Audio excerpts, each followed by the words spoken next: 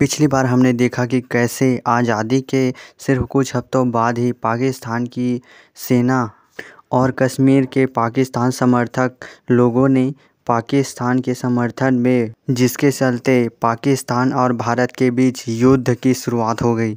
इसे भारत पाकिस्तान के बीच पहला युद्ध और कश्मीर युद्ध के नाम से जाना जाता है। दरअसल ये लड़ाई उत्तर पूर्व कश्मीर के पाकिस्तान समर्थक लोगों और पाकिस्तान आर्मी और भारतीय सेना और कश्मीर के स्थायी सेना के बीच लड़ा गया था। शुरुआत में जो आज़ाद कश्मीर की मांग करने वाले लोग थे, उनकी सेना और पाकिस्तान की सेना ने जब कश्मीर रियासत की ऊपर हमला किया तो वहाँ की जो सेना थी, कश्मीर के रियासत की जो सेना थी, वो युद्ध के लिए तैयार नहीं थी। उन्होंने सीमा की रखवाली के लिए एक बहुत ही छोटी सी सेना की टुकड़ी रखी थी, जो पाकिस्तानी सेना और आज़ाद कश्मीरी सेना के शुरुआती हमलों में ही बिखर गई। इसके बाद आज़ाद कश्मीर वाले जो लोग थे, वो शुरुआती दौर में मिली कामयाबी के कारण वहाँ लूटपाट करने में व्यस्त हो गए और इधर कश्मीर रियासत के राजा ने भारत से विलय के लिए तैयारी कर ली और मान गए।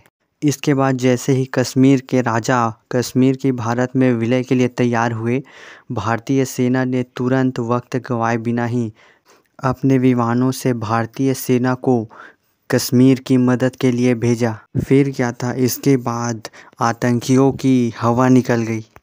उन पाकिस्तानी टेररिस्ट लोगों ने जिन्होंने कश्मीर के कुछ ऊपरी हिस्सों पर कब्जा कर लिया था, सफलताएं मिली थी।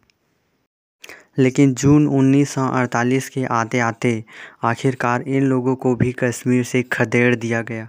उसके बाद 1947 में कई बार दोनों सेनाएं आमने सामने हुईं और उनके बीच झड़प हुए, लेकिन इनमें किसी को भी कोई ख़ास फ़ायदा नहीं हो पाया। और धीरे धीरे एक बॉर्डर, जिसे आज कंट्रोल लाइन के नाम से जाना जाता है, वो उन दोनों कंट्रीज़ के बीच की कंट्रोल लाइन बन गई और यही दोनों देशों के बीच सीमा भी बन गई। लेकिन उस युद्ध में पाकिस्तान की सेना ने कश्मीर के जो कुछ हिस्सों, जिन्हें आज गिलगित बाल्टिस्तान के नाम से जानते हैं, पर कब्जा कर लिया था।